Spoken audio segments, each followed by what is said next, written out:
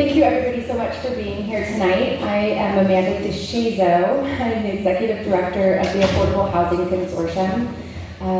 Just wanted to welcome you all here and let you all know the Affordable Housing Consortium is a nonprofit membership-based agency. We do advocacy and education to promote affordable housing development throughout Pierce County. We're here hosting the forum tonight because it's going to impact our members, and we wanted to share the information to everybody in the community so they can have an informed decision come November when the ballots drop. So with that, I would like to introduce Amanda Westbrook, who's going to be our moderator for the evening, and thank you again.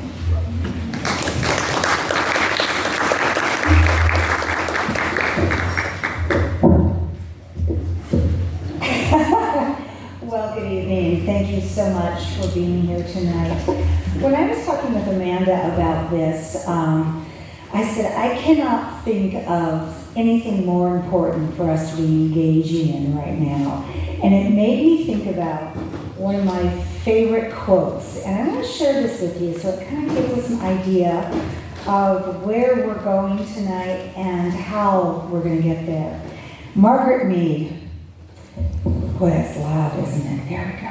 Margaret Mead, never doubt that a small group, that would be us, of thoughtful, committed citizens can change the world. Indeed, it's the only thing that ever has. So with that, I am going to read the initiative as it stands, and then we will have our panelists introduce themselves. And then we will start with our questions. Each side gets 2 minutes to talk about said question, and then it goes over to that side. We have our timekeeper right here.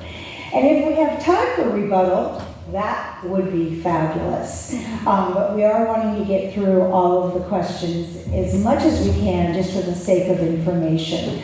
So it's about 6:30, and we have until 8 o'clock or so. So let's find out what this initiative has to say here. Initiative 1, also known as the Tacoma Landlord Fairness Code Initiative.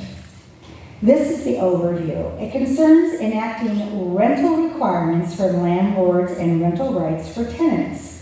This measure aims to address various aspects of landlord-tenant relationships and rental housing in the city of Tacoma. The initiative begins with a section outlining its findings and intent, emphasizing the goal of protecting families and tenants, reducing homelessness, and promoting community stability. It focuses on several key objectives, including requiring landlords to comply with tenant protection laws before raising rent or evicting a tenant, prohibiting unfair or excessive fees, requiring landlords to provide notice of rent increase and offer relocation assistance in specific cases, prohibiting certain student/school year evictions and cold weather evictions, providing penalties and enforcement mechanisms. The second section introduces the Landlord Fairness Code, which includes 5 key provisions. Landlords must comply with tenant protection laws before raising rent or evicting a tenant. Landlords must not charge unfair or excessive fees. Landlords must give advance notice of rent increases and pay relocation assistance when significant rent increases require tenants to relocate.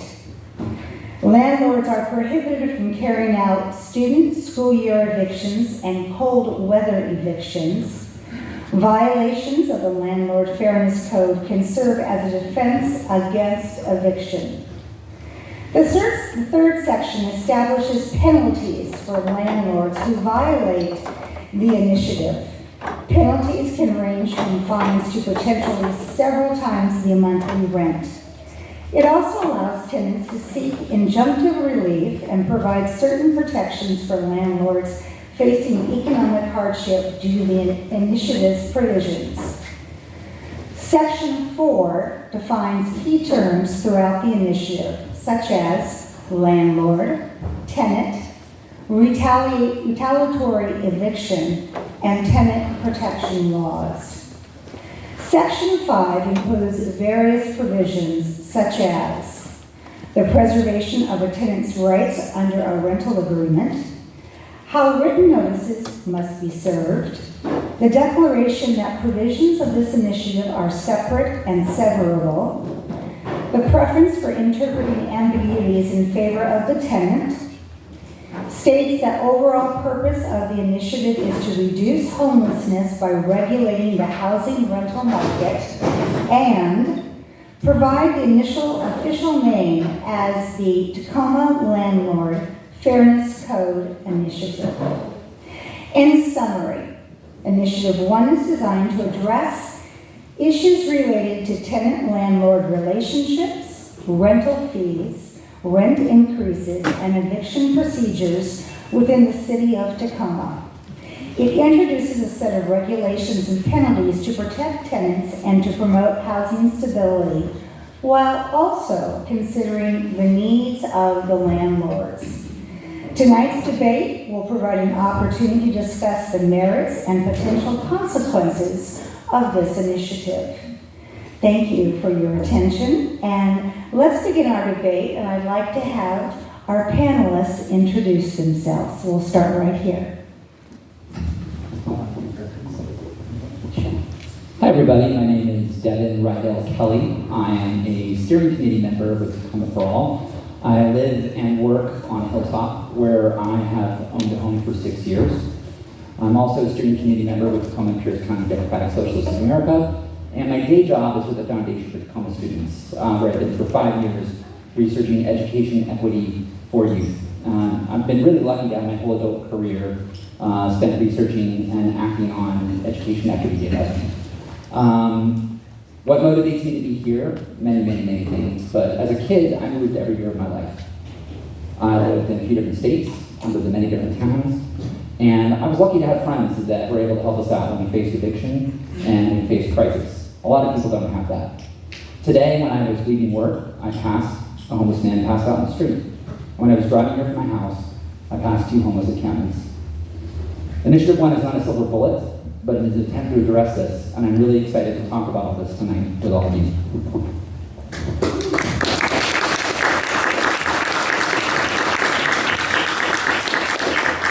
Hello, everyone.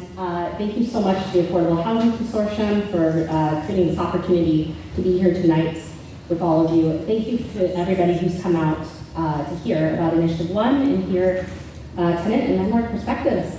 My name is Ann Dorn. I am one of the steering committee members of Tacoma for All. I'm also co-chair of the Tacoma chapter of the Democratic Socialists of America. I became passionate about tenant rights and housing issues when I was evicted in 2018. It was a no-cause eviction, and it was the worst thing that ever happened to me. It left myself and my daughter homeless for several weeks, couch surfing. I watched her grades fall. I struggled with keeping up with work and getting her to school.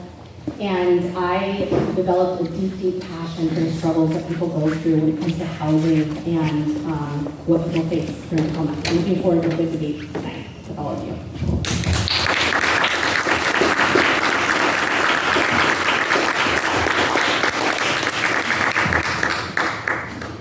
Hello, and thank you again to the Affordable Housing Consortium and Amanda for putting this on. I know a number of hours you put into this in the last minutes here, so thank you again. My name is Sean Flynn, and I'm the Executive Director and President of Rental Housing Association of Washington. RHA, as we know, supports and provides services to small mom-and-pop landlords. We have a robust forms database that is getting more and more robust by the day as more and more legislation is passed. We provide tenant screening and all sorts of ways that small landlords can stay in the business. I've spent the last 10 years of my career working on housing policy issues in the state. And I'm joined here today by a real live housing provider, Corey. Corey, would you like to introduce yourself?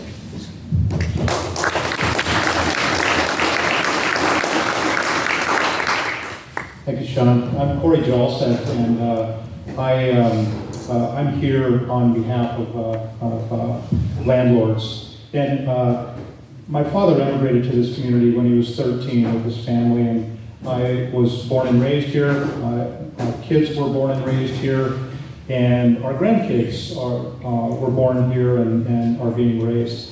And over the years, I've provided rental housing to all sorts of families, from teachers to healthcare providers, students, and naval veterans, seniors. I think it's really important that we provide enough housing for all. And right now there is a housing shortage. And I think as landlords, we have to do whatever we can to provide safe, affordable housing. And I love to get to know my landlords. I actually do all the work, clean the gutters, et cetera, et cetera. Thank you, Corey. All right, I have my trusty timekeeper right here, and boy, let's give her a round of applause, because my job is not hard. She has the hard job tonight. All right, so how this starts is, I'm going to ask a question, and we'll start down here first. You have 2 minutes to answer the question. I thought you did your opening statement just now. Okay, do you have more that you'd like to say for an opening statement? Oh, I'm sorry. I thought introductions and opening statements were different. Okay, all right. So, here we go. We'll start with this question first. For both for and against, who are your key stakeholders, financial supporters, and endorsers associated with your position on this issue? And what do you believe are the primary reasons why voters should trust your stance on this housing policy issue and its impact on the community? Thank you, Amanda. Key stakeholders for Tacoma for All and the Initiative 1, the Tenant Bill of Rights and Landlord Fairness Code, include 100,000 tenants living here in Tacoma. In addition to that 100,000 people who rent in the city of Tacoma, other key stakeholders include the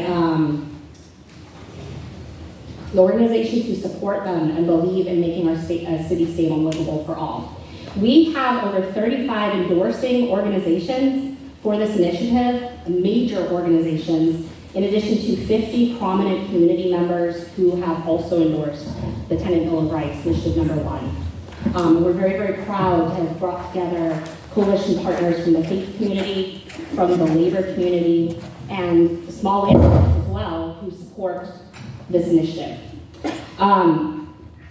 Today, we've raised over $100,000 in form of almost 400 small donations. This is really important to understand when you think about who our stakeholders are and who our base is and who supports this initiative, because this is in contrast to the funds raised by our opposition.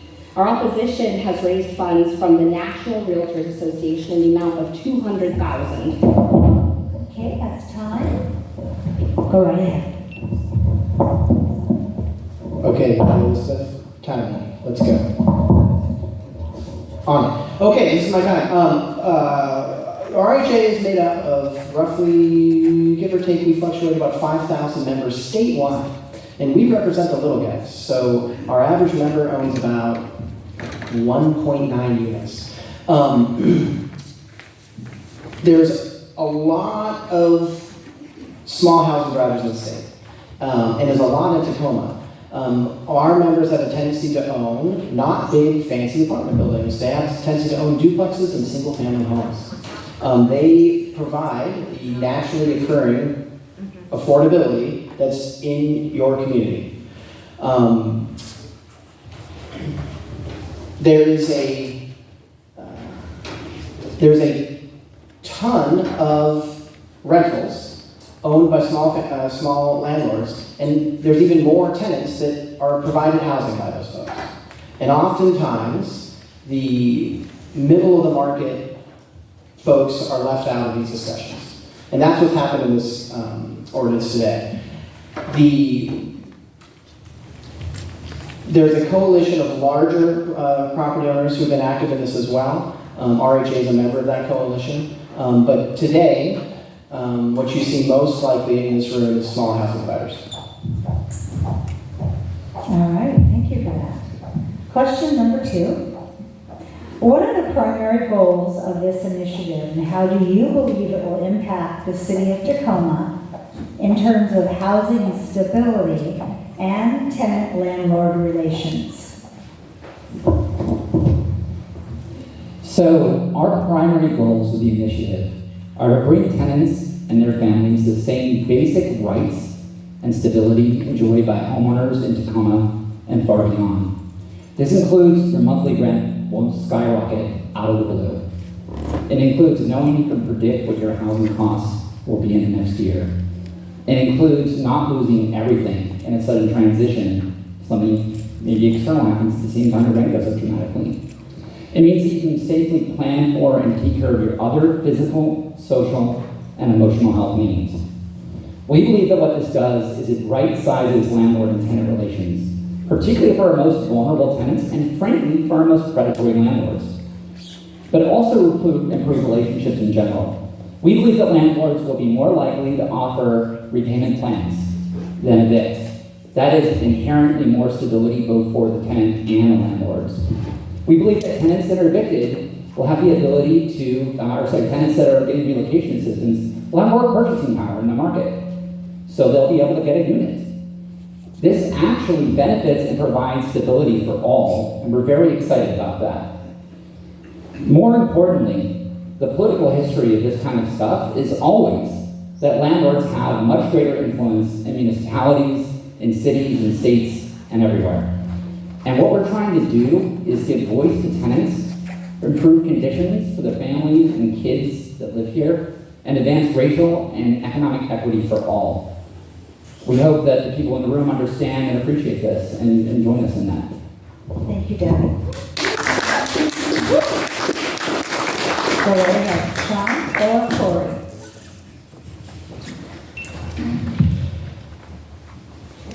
The stated goal from Tacoma for Mall's website is to radically reimagine the landlord-tenant relationship in favor of the tenant. Put another way, this will strip property owners of their rights. Read as a whole, these policies are so one-sided, it will make it difficult for small housing providers to operate, and over time, it will shift more and more units into the hands of large corporate landlords. This will lead to higher rents and less housing stability. RHA believes passionately that local housing should be provided by local providers. What this ordinance will do, if you pass it, it will not get you more housing, it will get you less. This ordinance is unsafe, it's unfair, and it's unfunded.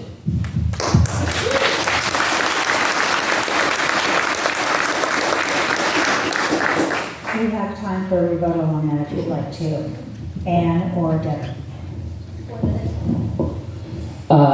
So I'm just going to go backwards on this. I have no idea what you're saying unfunded, because it's funded by landlords paying relocation assistance to tenants. There's no funding source that has to come from the city, or no bureaucracy that has to create for the city. It also doesn't strip landlords of any rights in any way at all. In fact, I have a copy of the initiative here if you would like it. There's no language about taking any rights from landlords anywhere. It adds a couple small additional responsibilities for landlords. The trade-off for that is we have less kids in the streets, less homelessness, less drug addiction and crime, more stability, and a safer Tacoma for everybody.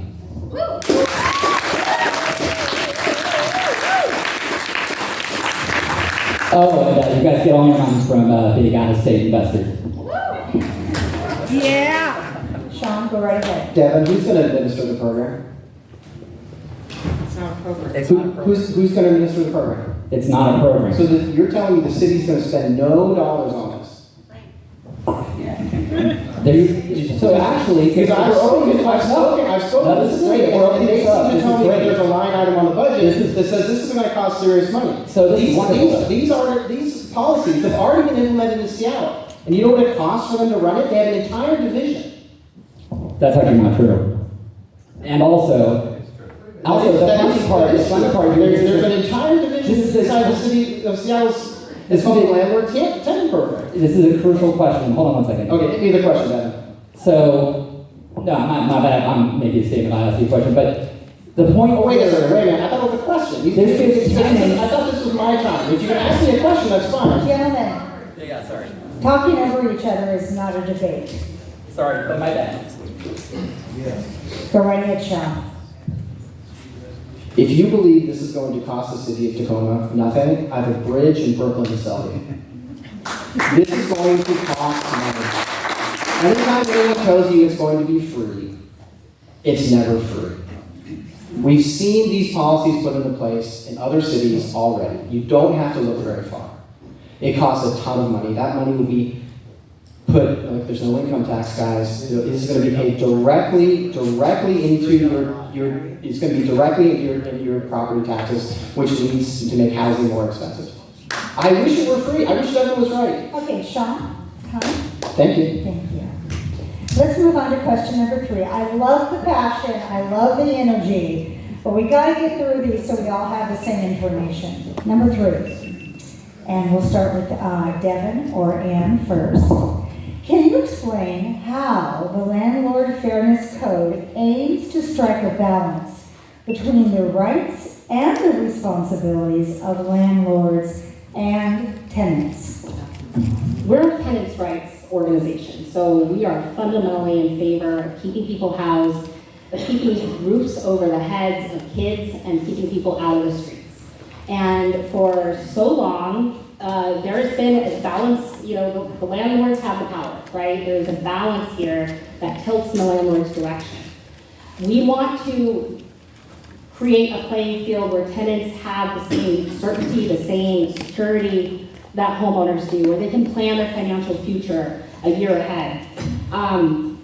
This program does not expand landlord responsibilities dramatically. It doesn't create significant new burdens for landlords. There's slightly increased notice requirement, right? The city already has passed the ordinance that requires you to give 4 months notice to tenants. We're going to add 2. There is a relocation assistance requirement. You can avoid it by keeping a rent increase under 5%. And there is a ban on cold weather and evictions of students and educators during the school year. These protections are necessary and critical to prevent rising homelessness in our community and to keep our families housed and give them the chance to continue to catch up on rent when they've fallen behind during the winter. This is critically important. I think it's also very, very important to come back to the idea that this will create a new city bureaucracy. There is nothing in this initiative that establishes a need for staff members to do really anything new. Landlords are obligated to send notice requirements, that's true, and there's obligations around paying rental assistance. There is nothing that this initiative creates that would necessitate huge numbers of city staff.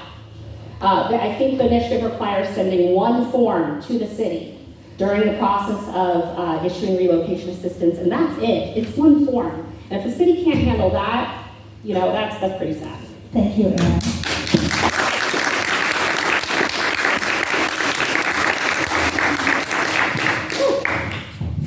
What was the question again? The question was, can you explain how the Landlord Fairness Code aims to strike a balance between the rights and responsibilities of landlords and tenants? No. Because it doesn't at all. I mean, its stated goal is to not to go to balance, right? I mean, that's what they said. They said they want to radically reimagine landlord-tenant relationships in favor of the tenant. So no, I cannot explain that. But maybe Corey could. Hold on. So the very first property that my wife and I bought 36 years ago when we were married was a duplex, and so we became landlords. And it's been our policy throughout being a landlord to maintain the properties, and we can't just raise the rent willy-nilly. There's obviously competition in the market, and so we always try to be a little bit under the market. because we want to keep our tenants. It's a lot easier to keep a tenant in our property than it is to screen a new tenant. And it's woefully expensive if you have to evict somebody. I thankfully, in all that time, I've never had to evict somebody. I've had plenty of people who have fallen behind, and I try to work with them because, again, I don't want to evict them. I want to keep them there. And so I try to work with them, and it's just, 56% of the homes in our community are owner-occupied. That means 44% are rental units. And of that, 70% of those are in the hands of small landlords. And if you think that I can afford rental assistance as somebody who needs to move out, we don't, I have a mortgage to pay. So it's You're accepting the risk. It's part of my retirement to invest in a property 36 years ago. And everybody's free to do that. Thank you, Corey.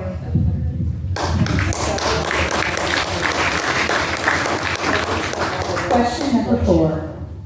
What do you foresee the impact of the initiative will have on affordable housing providers? And what evidence or data can you provide to support your perspective? Go ahead, Devin. Absolutely. So just first and foremost, I want to say a lot of the things they're citing are totally bogus, including I have a printed copy of a report from this department in Seattle you're talking about that you keep referencing in the media and through outlet lies. We predict minimal impact on affordable housing providers. Similar things have happened in other municipalities, to your point, with little noticeable negative impact for affordable providers. This makes sense as many affordable providers build in rent increases as part of their annual budget well in advance. And they predict rents well in advance, and Initiative 1 does nothing to affect any of this. Also, many of the affordable housing providers in town provide some of the cheapest rent there is at all. So even if they raise their rent 5% or 6% and have to offer relocation assistance, folks might not take it. It's actually unlikely that they'll take it. But actually, the really big part of this is that many landlords offering affordable housing take Section 8 vouchers. Section 8 voucher recipients are exempt from the relocation assistance and from the rent notification part of this language, meaning that they're only subject to parts around being slumlords and about giving their tenants the rights to take them out for that. No problems there, right? If anything, the provisions around affordable housing and around Section 8 incentivizes more landlords to accept housing vouchers because those are negotiated by HUD and their local affordable housing organization, in the case of Tacoma Housing Authority. At the end of the day, nonprofits and those providing affordable housing, churches, small providers, even small landlords can work with us. There's a lot we can do to combat issues and to empower tenants and keep the affordable housing community whole and keep the faith-based housing community whole. And we are very excited to work with you in the future. Thanks.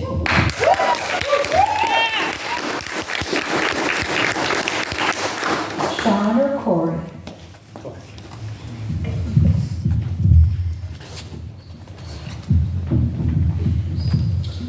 Well, I heard from the peanut gallery someone has to assume the risk earlier.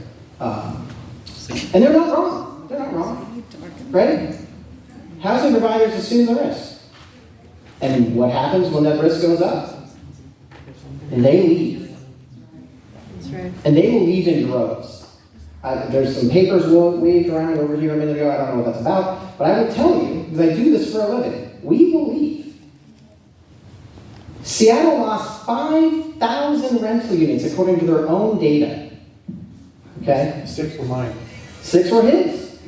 To put it in context, guys, the state of Washington, with the capital budget, only built 3,300 last year. We lost more due to this type of legislation than we could build. Rents will go up. No. Small housing providers will leave. Large companies will come in and gobble up that stock. We've seen it again and again and again. Nothing is free. The market will adapt. if you want to build a city of the very, very rich and the very, very poor, this initiative is a great start.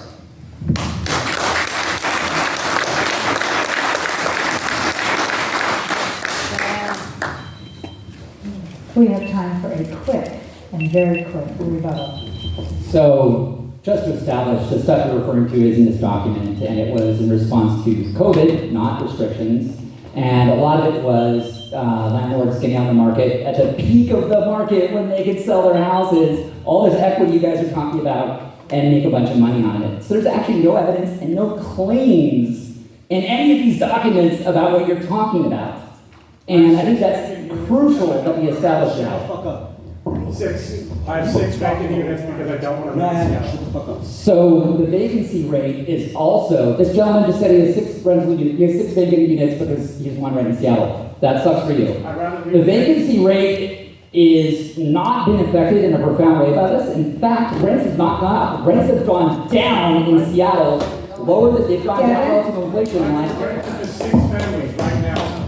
Okay, let's get, I love enthusiasm. I think Devin and I both love the enthusiasm from the crowd, right? Okay, Sean, Okay. I'm taking the mic away from you, thank you. All right. Question number 5. What are your thoughts on the proposed penalties and enforcement mechanisms within this initiative? Do you believe that they are fair and effective? And Anne, go ahead. I do. I'm very excited for how this initiative will actually function because in contrast to what Sean is telling you tonight, it will not create city bureaucracy. In fact, the initiative is written in such a way as to incentivize local attorneys to take on these cases.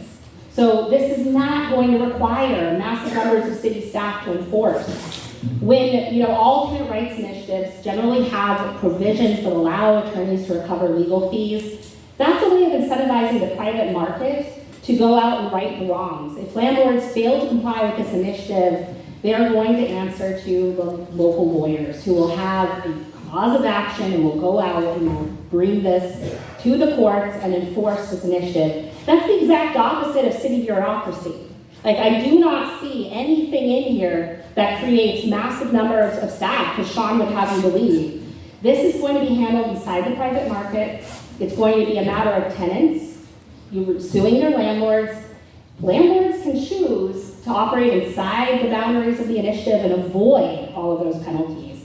You can avoid all of those just by following the new law. But if they choose not to, there is going to be the opportunity to have that enforced by local attorneys. So if I don't, that's the exact opposite of a huge bureaucracy. It's really a way of handling that inside the community and handling that inside the local private market.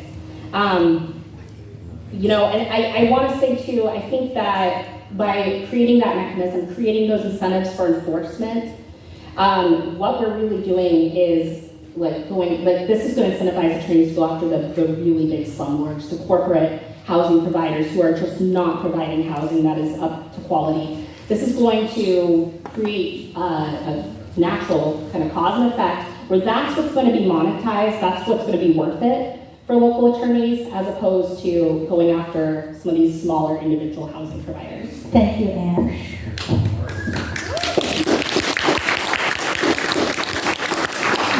John or Corey?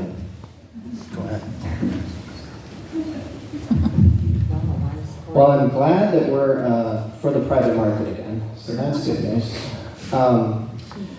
So this is like the Full-Time Lawyer Employment Act, right? And what they're doing, and I'm going to be really clear, and I think Anne was accurate in this. What this does is that it puts a bounty on landlord-tenant relationships. It creates a whole legal industry just for lawyers, much like the office Anne works for, to go out and sue housing providers. And if you believe that those lawyers are only going to sue the big guys, I mean, maybe you also believe Devin and stuff. This is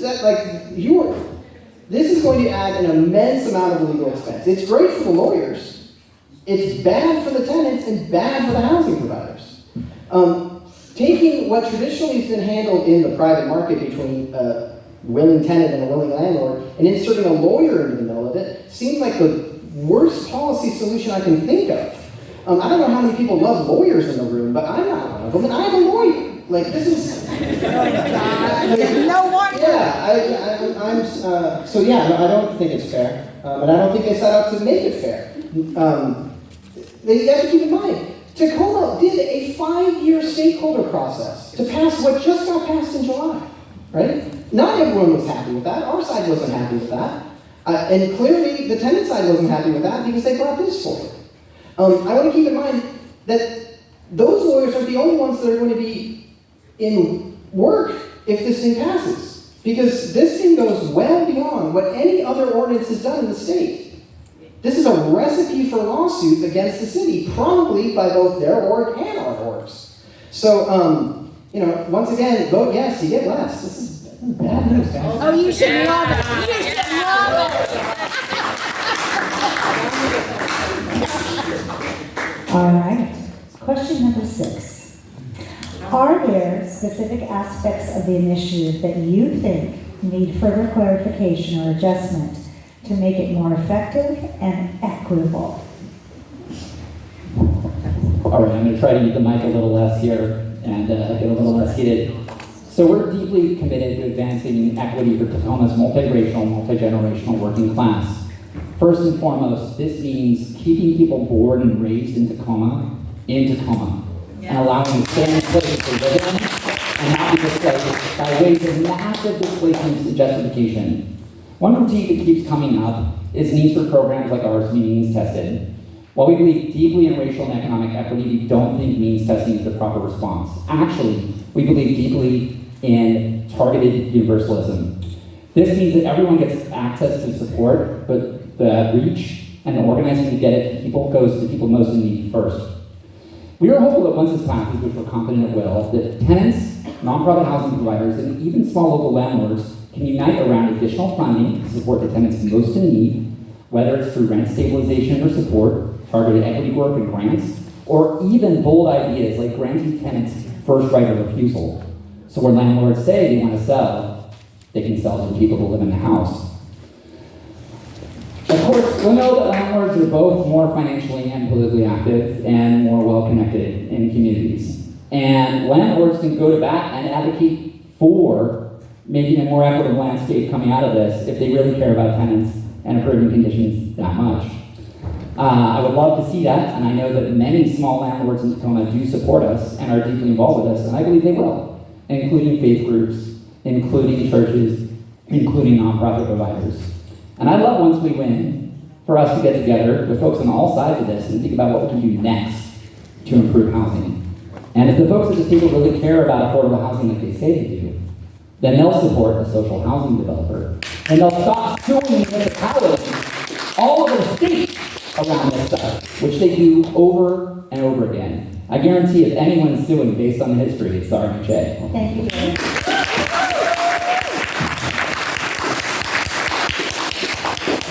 Sean and Corey, your rebuttal. Corey, you want to stab at this? Go ahead. I'm glad we talked about needs testing. So let's say hypothetically, we have a retiree coming, right, who have chosen to invest their hard life savings in a rental home. And Tacoma's gentrifying, as you said before, and we have a 32-year-old tech worker move into it. And then it's winter time. Tech worker decides, I'm not paying. Yes, because that's what tenants do. We just decide not to. And then, right, we've got a $10. Sir, I'm gonna have to ask you. We've got a $10 late fee, I'm sorry. right?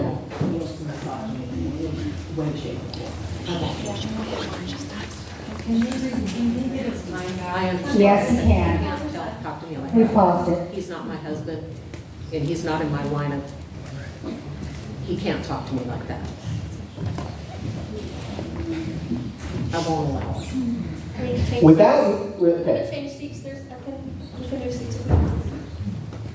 Without means testing and intent, No, thank you.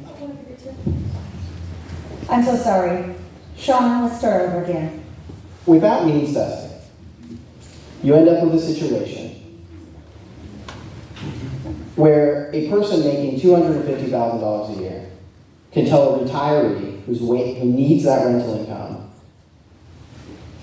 for medicine and groceries and their housing costs to pound sand for 6 months. And the penalty under this law is a $60 bill. That doesn't feel fair to me.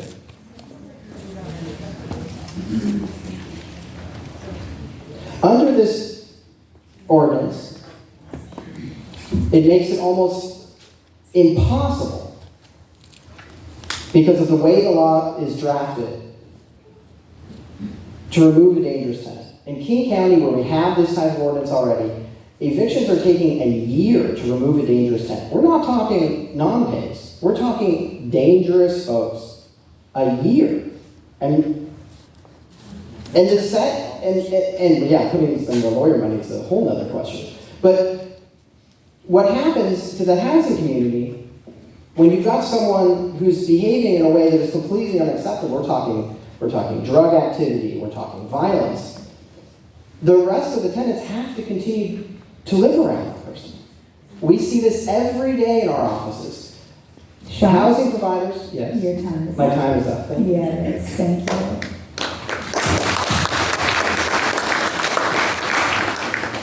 Question number 7.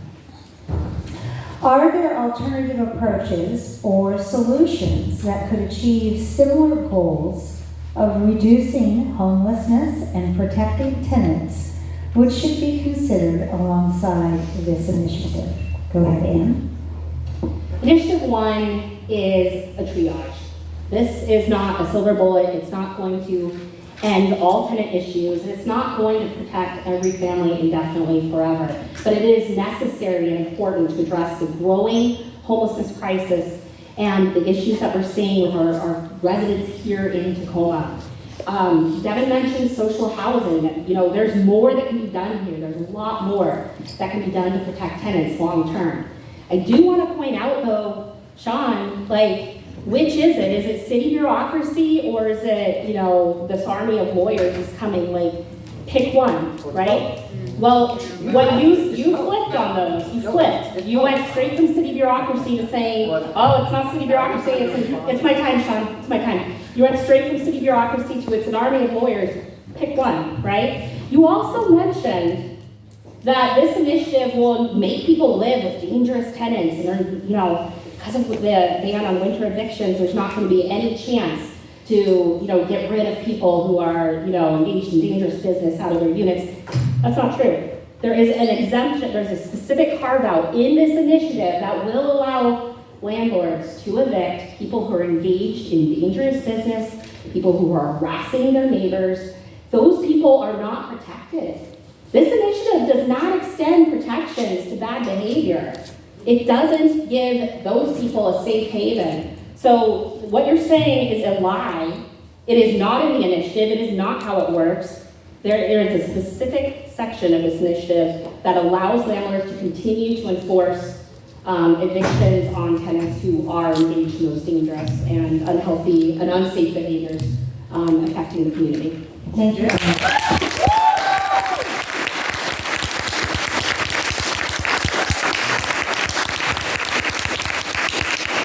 Sean or Corey, please. Look, homelessness in this community and all across our country is a big issue. The way to help homelessness is not to put handcuffs on all the landlords in our community. It's to provide more housing units. And the way to do that is to have incentives for builders to build more homes, and also to lower the red tape so that we can have more housing units. Now we're making big strides in that area. We're allowing DADUs, people are building units in their backyards. All that goes toward preventing homelessness. But if you put handcuffs on all the landlords, they're gonna bail. They're gonna sell because they can't afford to give, to help with relocation assistance or not pay their mortgage. I mean, the late fees are capped. My late fee, if I'm late on my mortgage, is 5% of the mortgage. That's a lot. That's a whole lot more than they're proposing. That's right. Thank you, Corey. Next question. Are there specific aspects of the initiative that you believe could be improved or require further clarification to ensure its effectiveness? So, I'm taking this one totally off the cuff. Initiative 1 isn't perfect, right? The language isn't 100% perfect. We've never argued that. We've never thought that. We also don't think that it's possible to solve all the problems in the community once at one time without unintended consequences. In fact, the folks behind it work really closely trying to influence the home and Tacoma process with the rezone to get a bunch of inclusionary zoning, up zones that provided affordability, requiring affordable units, and all these different things to help renters and tenants. And the landlord lobby killed it, and the developer lobby killed it. So I want to say that, there's all this stuff in here about people's interests and how you're doing, but none of it's actually backed by data. And we have troves of data about, as I mentioned at the beginning, homelessness is predicted by 2 things: rents increasing and exiting the foster care system. Actually, I didn't say it at the beginning because I didn't have my speech. Does anyone know about the foster care system problem in Tacoma Public Schools and in Pierce County? Raise your hand if you do. Does anyone know what Pierce County and Tacoma rank for foster care in the state? Probably first. Number 1. Do you know where Washington ranks in the country? I think it's in the top 3. I don't want to misspeak. I don't want to lie or misrepresent the data. But the point being that rent increases immediately cause homelessness. That is a well-established fact all over the place. So we are actually addressing homelessness immediately. And saying things by hand, talking to landlords, is weird and bizarre and frankly nonsensical in light of what we're doing, because there are no additional regulations and no additional stripping of rights or all this stuff. And at the end of the day, this is about keeping people housed and bringing stability. Finally, you guys keep saying all this stuff about the market and how hard it is to evict. Great, don't evict people. Thank you, Devin.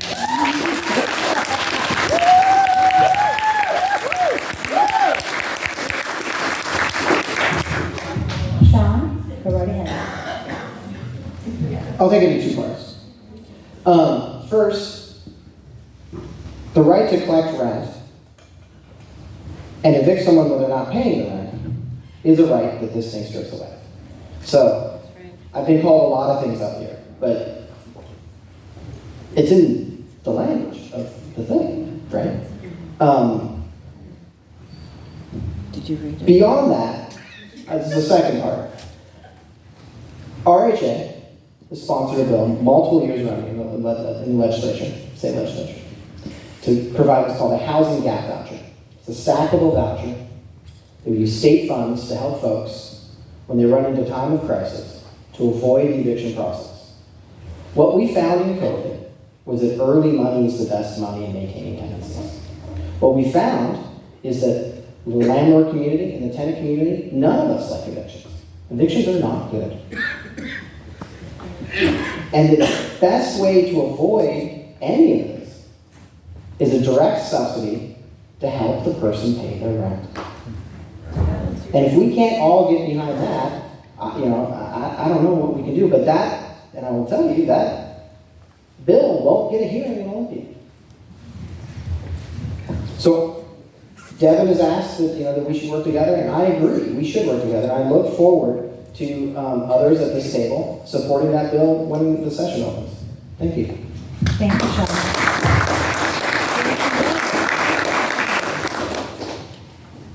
Question number 10. Can you share any examples from other cities or regions where similar housing policies have been implemented, and discuss the outcomes and lessons learned from those experiences?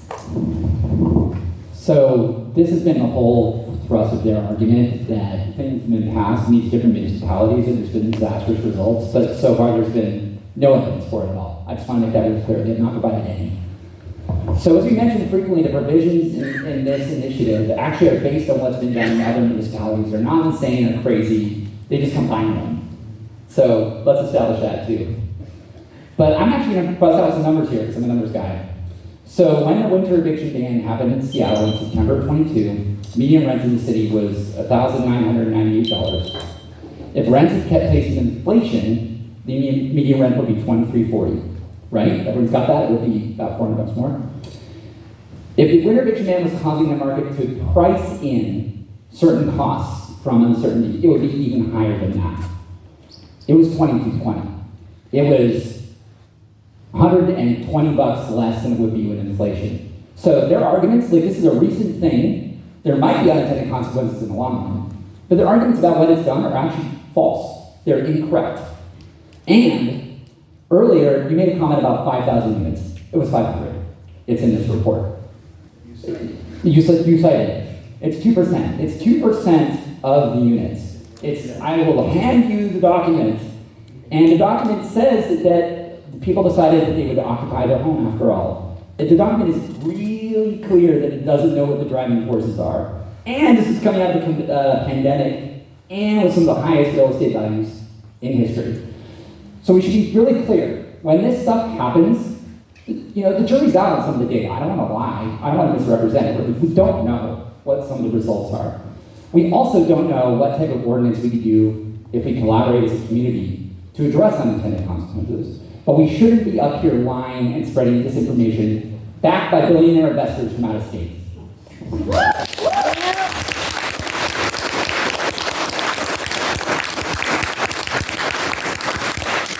Sean or Corey, the microphone is yours.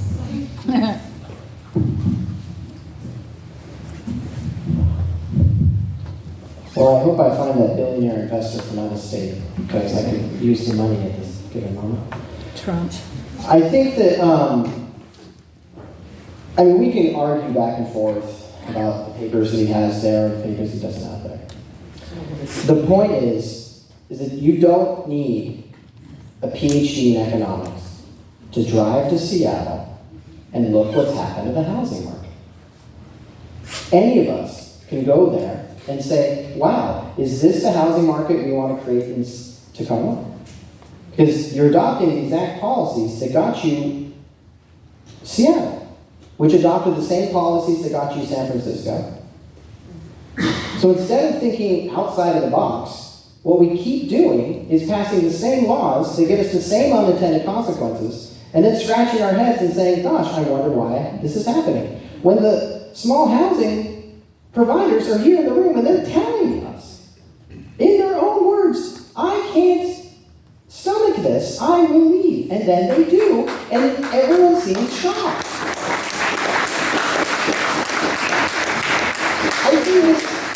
I see this all the time to housing policy people. I'm like, you may later say these consequences were unintended, and I believe you. I don't believe you tried to break it. But you can't say that they were unforeseen. Because I am here telling you now, this thing is a train wreck, and it's coming to your city.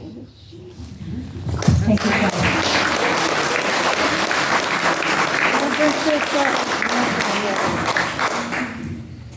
Can you share any examples from other cities or regions where similar housing policies have been implemented, and discuss the outcome and lessons learned from these experiences?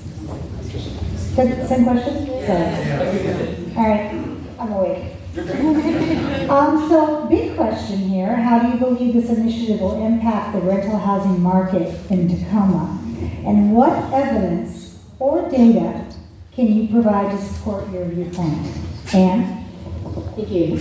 I think that we're hearing a lot of fear. We're hearing a lot of, this is going to be a bloodbath and people are going to leave and, small housing providers can't stay in this market. I understand that some of you out there tonight are listening to this and are feeling nervous and afraid, and I hear you and I get that. But what I will also just go back to is what Devin pointed out. The decrease in available rental units in Seattle was 2% after Seattle passed a winter eviction moratorium. That's not a bloodbath. That's not a gigantic decrease. We do expect that there will be a jolt to the market. We do expect that some of you are going to have to adjust and plan around these new regulations. And we acknowledge that as a potential future consequence. But we also believe that this is worth it to keep families housed and to keep people, kids, from being on the street during the winter months. This is a necessary and important protection. I think that it's really, like, one thing you mentioned here, Sean, is, we need to work together to come up with a direct subsidy. You've been saying how expensive that this will be for the local rental market, but you are the one proposing to add expense that's paid for by taxpayers.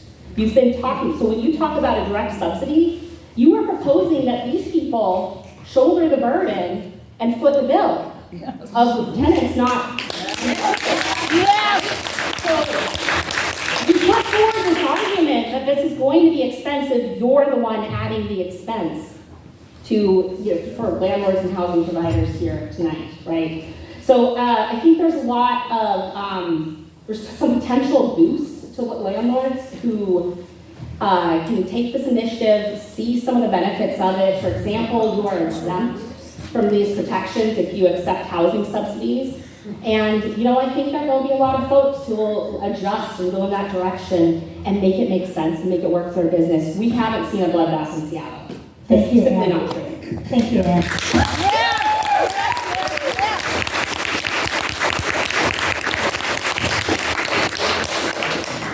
Sean? Do I ever get to go first, or is it always going to be their side? Well, Just asking. the question's the question. Okay, so I think I've already answered this question. This thing's a train wreck. And whether it's 2%, 10%, or 5%, those are housing units that we drastically need. So to say, okay, there's going to be a jolt, even if it's 2%, which 2% gets to lose their house?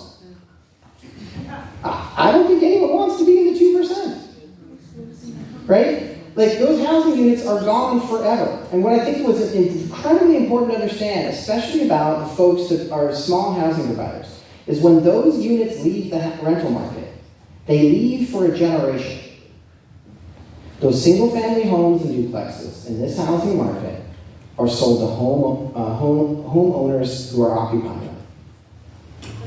That means they leave the rental pool for 30 to 40 years. Those are units you're never going to get back in the rental market, and you can't build them fast enough that we're creating, that we're losing them. That's not great for housing prices, right? So we make homeowners? Is that a bad thing? Well, no, I mean, as long as I'm talking to the crowd, like, homeowners are good too, right? But what we're here today is talk about the rental market. And what we need is more housing of all types.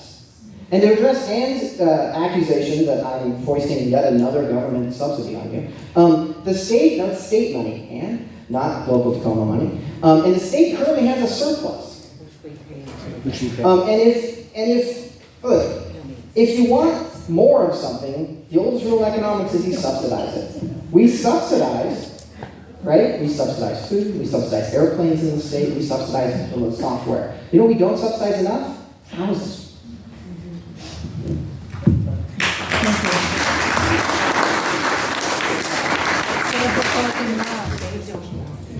In your opinion, how does this initiative align with long-term commitment to maintaining vibrant and diverse neighborhoods in Tacoma while addressing the housing issue?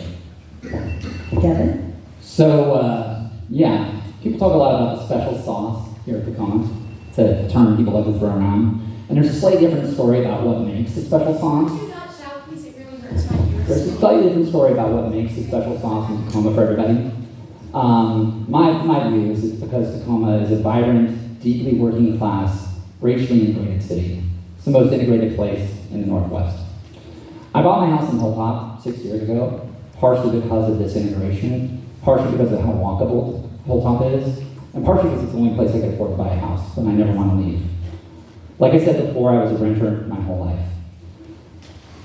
And my wife, the seventh generation in Pierce County, was formerly a landlord, never raised rent over 5%. Now we own a house together. We are both deeply committed to maintaining the vibrancy and beauty of the diverse, multiracial working class in Tacoma by keeping people housed. And that's why we have such profoundly awesome support from workers, from unions, from faith groups, and from folks that are deeply committed to those same things. But I want to ask something in a moment here. At the end of this, you mentioned, you mentioned that you want subsidies. I'm curious, at the state level, do you support Senator Yasmin Trudeau's Rent Stabilization Act? Locally, would you Absolutely locally, not. would you support a social housing developer? When you say you want to drive up units, would you support a social housing developer that would do exactly what you just said? A social housing developer would both build market rate housing and subsidized housing, using the market rate housing to pay for the subsidized housing. If you come and say you care about subsidies, and you care about renters, and you care about working people, and yet you say all you want to do is pass a state subsidy that is taking taxpayer dollars and giving it to landlords, then we're not in a real conversation here. Especially when you said earlier that Washington doesn't have an income tax. Thank you. And you better support an income tax.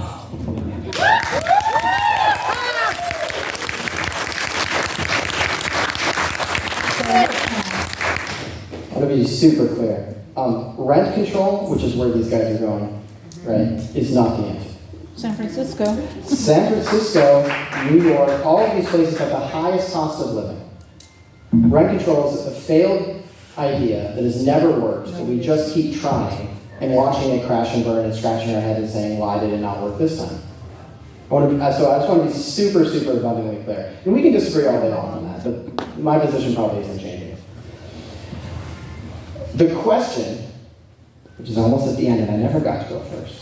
Okay, we can fix that. Can I get the question one more time? Absolutely. In your opinion, how does this initiative align with long-term commitment to maintain vibrant and diverse neighborhoods in Tacoma while addressing housing issues?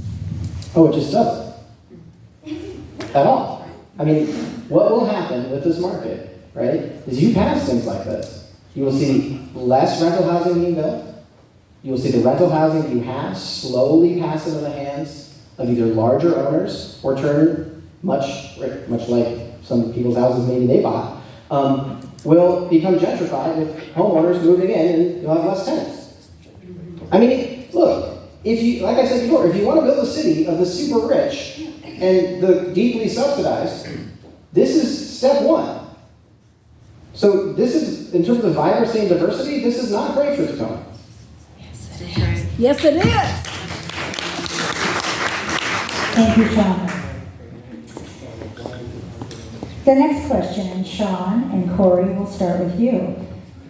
How would you respond to concerns about the economic impact of this initiative on both landlords and tenants in Tacoma? Start. Yeah.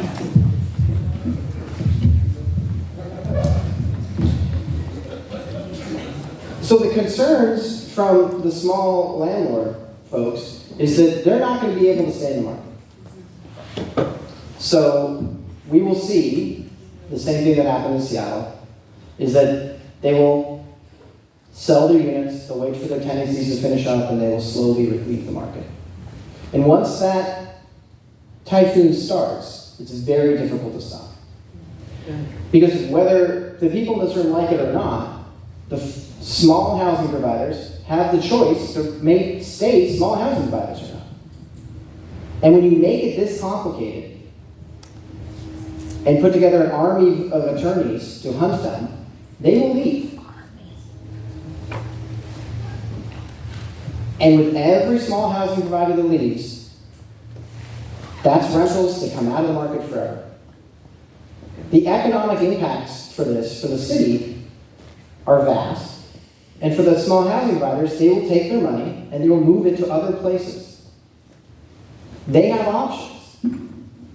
What this ordinance doesn't do is it doesn't think of the housing providers as people. It thinks of them as objects to be acted upon. And that's unfortunate. And we stakeholder at a legislative level so that everyone has a voice in the ordinance that gets put forward. That we didn't have that here. And that's why it's so one-sided and unfair. And what will happen is the larger companies will come through and gobble up what's left, and you'll end up with San Francisco and Seattle. San Francisco does all right. San Francisco does okay. Yes, they do. Go ahead, Ann. You're awfully interested in that taxpayer money. That is just not something that we can get behind or get excited about. This is not, we don't need to redistribute taxpayer money to landlords. It's not the answer here. Thank you. And this is regulations change, industries change. And what the new regulations of this initiative proposes will not significantly change obligations as a landlord. You're gonna have to give a little more notice. You're gonna have to cap your rent increases if you don't want to be on the hook for relocation assistance. You can do that. And there is a winter eviction protection. However, I think as a lot of you know who have been in this business for a minute, it takes, like Sean just said, it can take a year to evict somebody. I've seen that in the law firm that I work for. A quick eviction is 3 months, but it can take a lot longer. So you can initiate those evictions during the winter. And I do not believe that it's going to add measurably, significantly more time to the process that you already have to go through as a landlord. So these are not burdensome requirements. And what's at stake here is the future of families in Tacoma. We've seen a 43% rent increase since 2017 in this city. 43%. Now, I know there are people out here who have made a conscious decision to cap their increases, to really work with tenants. And I think if you're in that position, these restrictions, these new provisions of Initiative 1 are not going to come as a horrible shock or a very scary new thing to implement. You're already trying to work with your tenants and cap their rent increases. That's fantastic. But something's got to give.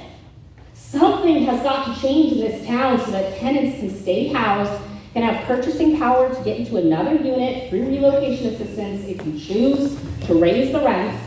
Something needs to be done and needs to change. We need bold action solutions, and taxpayer funding is not the solution.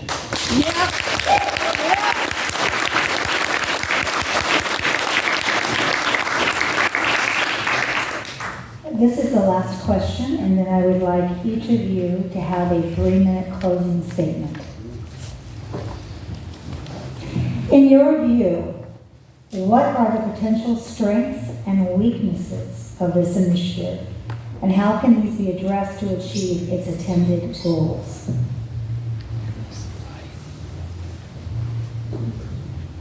This time you get to go first. Thank you. Well, as I've said routinely, there's a whole lot I love about this initiative and think is truly wonderful. And I think knowing that folks will have immediate support is powerful. Knowing that people I know with kids won't face eviction in the winter is powerful. It's well established that mobility for children and losing your housing is one of the primary determinants of poor attendance, of behavior and discipline, of the school to prison pipeline, and much, much more. All of that matters way more to me than some landlord's ability to keep their profit. I'm sorry. I'm also going to say mad props to the small landlords in the room that are supporting this. And I know there are several that I can see that are outward supporters of the initiative. Thank you. So, like putting up small landlords is not really a thing. Like the small landlords that live and work in Tacoma know that this will provide stability. They know that eviction is hard. They know all this stuff. And the smart ones can plan. But I want to turn to something. I want to turn to just what your actual base is. The opposition campaign for this has pledged $300,000 from outside sources, including $200,000 from the Association of Realtors nationally. There is tons of money coming in from private equity firms, major property developers, and major landlords. You said statistics earlier about landlords in Tacoma. I want to establish something really important. Less than half of the landlords registered in Tacoma live here. Less than half. That is established by City of Tacoma business licenses. The value of an apartment building in Pierce County averages at $5.5 million. The value of apartment buildings owned by landlords in Tacoma valued at $7.7 million. Thank you, Devin. They're doing fine.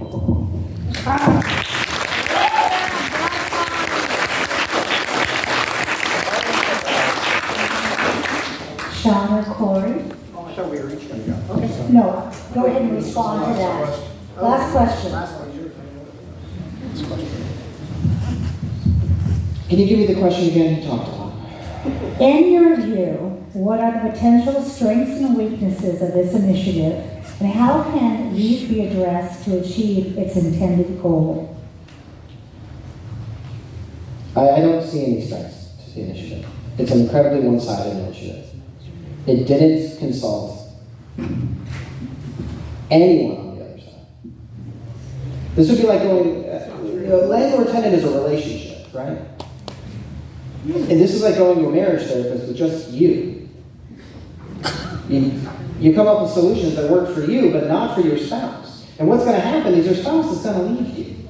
Okay? Trust me on this one. Oh, bad. And so here's the deal. The landlords are going to leave. I can't say this enough.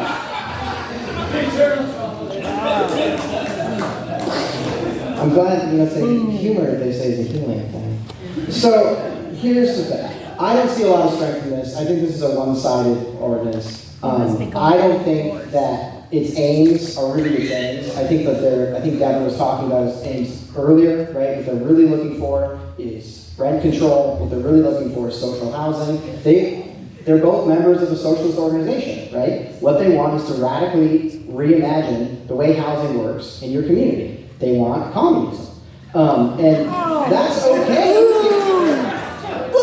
I don't like communism either, I get it. But to say that this thing has aims that could be strengthened, right, or there were things that can strengthen this thing towards aims, I just don't think this is the process that's going to work, because it was a flawed process to start with. Thank you.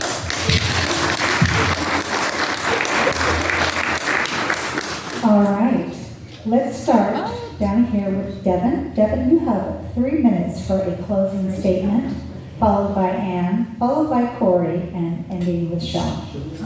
Yeah, I should start the other way around. Let Sean go first. Yeah, keep. Okay, Sean, would you like to go first? No, Devin's gone first. No, let him go first. Let the communists go first. Go ahead. All right, I'm up.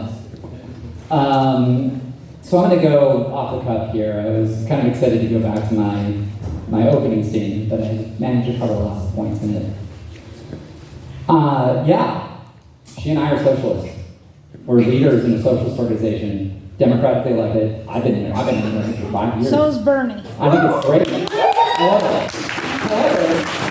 However, so far what we've talked about, there was a question about coalitions at the beginning, and we named that we have 35 major organizations, 50 really prominent individuals in the city, including State Senator Yasmin Trudeau, former City Council member Bethany Camarada, the Labor Council Secretary Treasurer Nathan Lauber, the pastor of this church, John Stray, the pastor of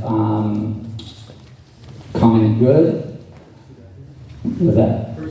First United Methodist Church, and many union leaders, many workers, many activist organizations. I see some of our friends and colleagues in the room here that have been out knocking doors. Many tenants, many landlords. As again, I'll mention my now good friend that I met through this campaign, developed a deep affinity for, Bill Hannawald, major leader in Tacoma, wrote a great op-ed in TNT from the perspective of landlords who supports us the other day. I encourage people to read it. That's our coalition. Our coalition is Tacoma. Thank you. And we're fighting against the same mold of lobbyists backed by the billionaire class, literally, as evidenced by the PAC. And we just filed a suit against the PAC today because there's some serious issues with their fundraising scheme, but we'll get to that later. And corporate landlords and maybe some small mom and pop landlords that are pushed to the front. That's their coalition. That's not even a coalition. That's a smoke and mirrors campaign. And they're going up against Tacoma. So gritty, so pretty. Gotta love it, right? I want to add one final point that I think we talked about a little tiny bit in here once or twice. We've talked a lot about equity. We've said when people buy a house at a certain amount of time, they sit on it for decades and they have a right to have it. We've also said when people exit the market that gets taken out of the market and some other new person has equity, which is a contradiction or whatever. But when a landlord loses a tenant, they lose income from one part of the income on their house. They still have passive income that they can cash out on and do all the time, as evidenced by what happened in Seattle recently, and a lot of them cashed out big. When tenants and their families lose a house or an apartment, they're losing their home. That's right. It's that simple, and that's why I ask everyone here to join us, including many small landlords in the room on the fence. Get involved in Initiative 1. Pass it. Vote Thank you, next year. Devin.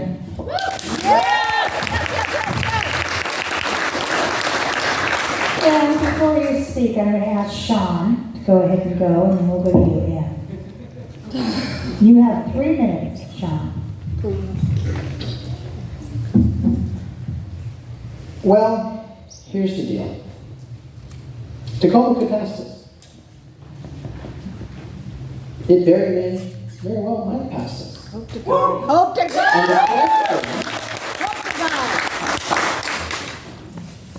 And the question is, will it make any more units available in the city of Tacoma? The answer is no. In fact, I guarantee you, it will make less units available in the city of Tacoma.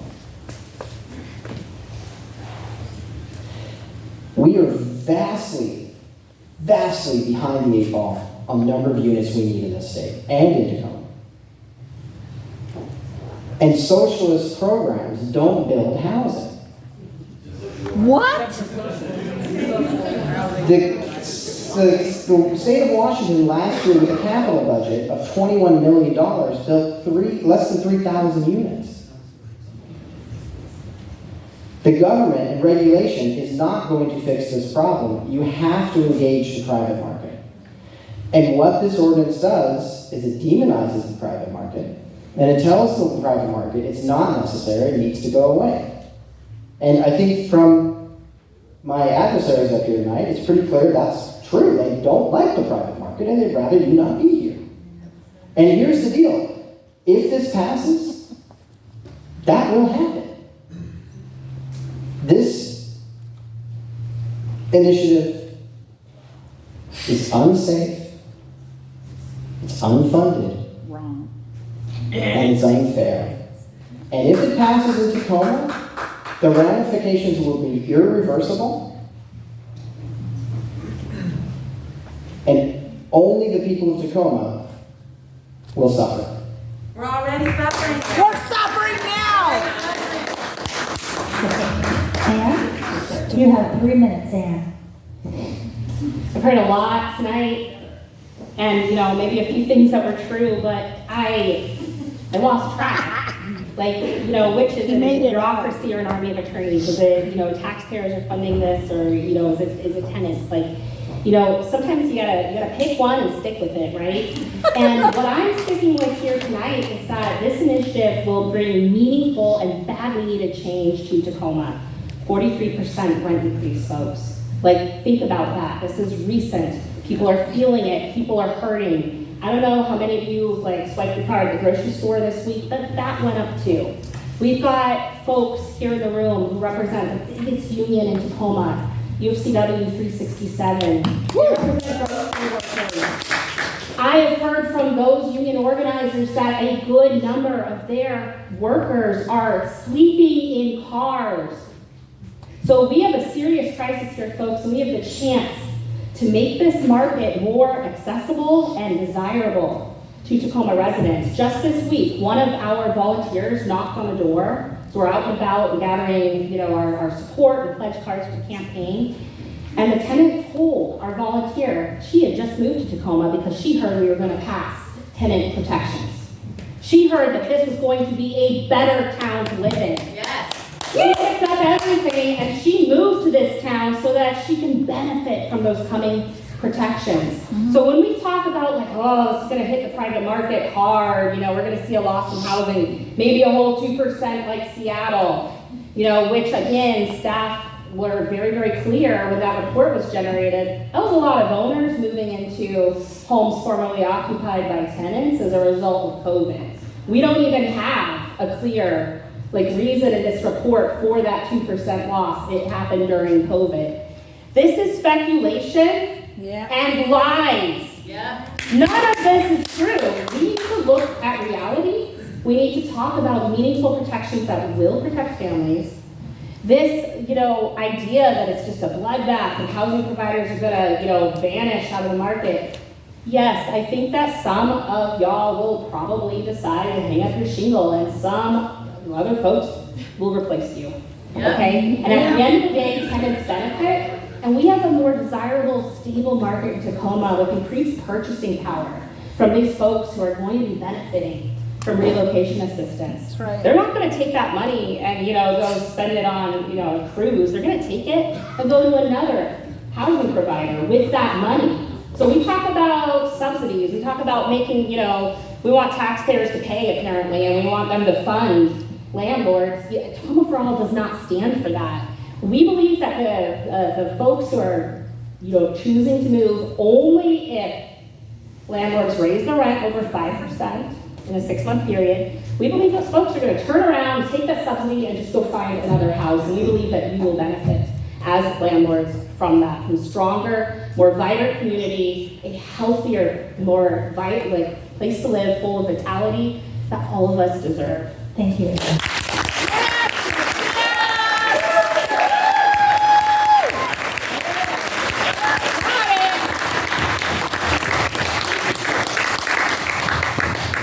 Corey, you have 3 minutes. Thank you. The name of this organization sitting to my right is Tacoma for All, and yet I believe there are about 275,000 people who live in our community, and they were able to get this initiative on the ballot with just a little over 4,000 signatures. There were more initially, but then a lot of them were unregistered voters, or they didn't live in this county. And so I question your premise, Tacoma for All. My dad, I mentioned that he was an immigrant. He built hundreds and hundreds of homes in this community in the 70s and 80s. And at that time, in the 70s, 24% of all homes built were considered first-time homes for first-time home buyers. Now it's 4%. I don't think we're talking about the real problem. It's a supply and demand issue. We need to get more supply so that the price on rental homes comes down. And we've made some strides in that direction. The city just passed legislation. Let's let that work. Why do we have to swing the pendulum all the way over? And place the burden and the onus on the landlords.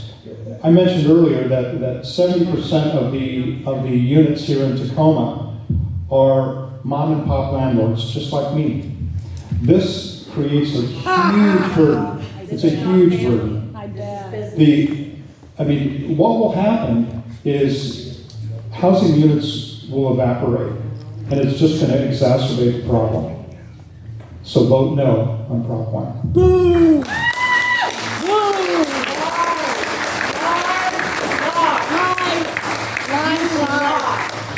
We want to say thank you to our panel tonight for being here and sharing information and clarity. And above all, and I'll leave you with this, you know what I'm going to say. Bad policies are made by good people who don't vote. Get out there and let your voice be made, heard, and please vote. Yes. Thank you. Yes, vote.